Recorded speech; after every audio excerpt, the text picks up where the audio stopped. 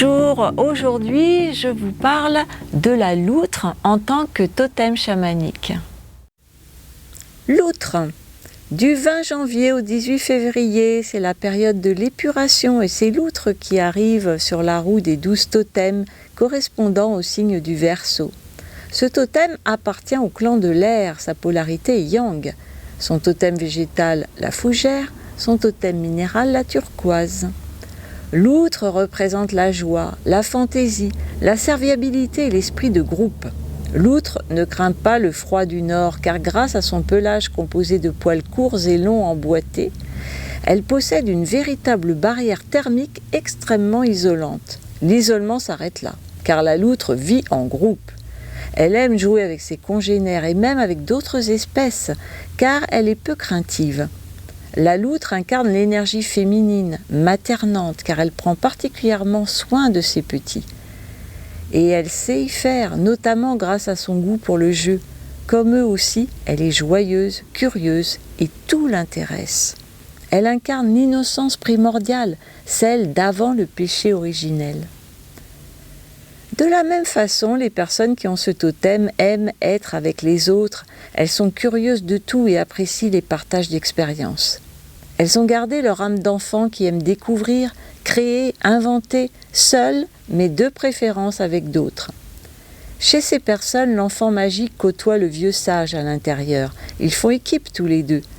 Et les personnes qui ont la loutre comme totem de naissance sont comme ces très vieilles personnes au regard empli aussi bien de malice que de sagesse.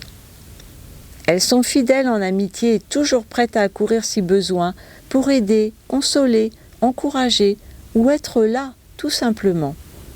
Leur joie, leur goût inné pour le jeu et leur sens de la fête, leur créativité débordante sont l'antidote contre l'autre côté de la médaille qui consiste à prendre la vie trop au sérieux et à en avoir peur.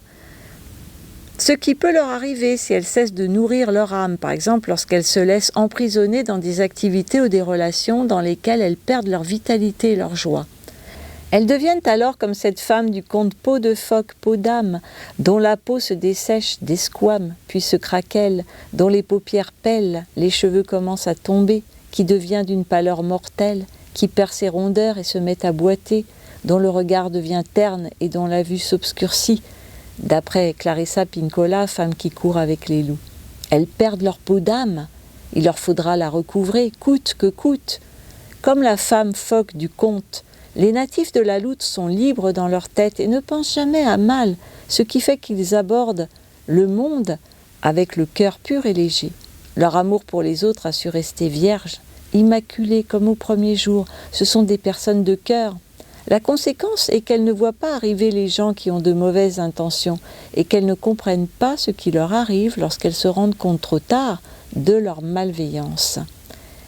Mais elles sont tellement pures qu'elles n'inspirent ni n'attirent autant de maltraitance. On les aime, voilà tout. Merci, au revoir, à bientôt.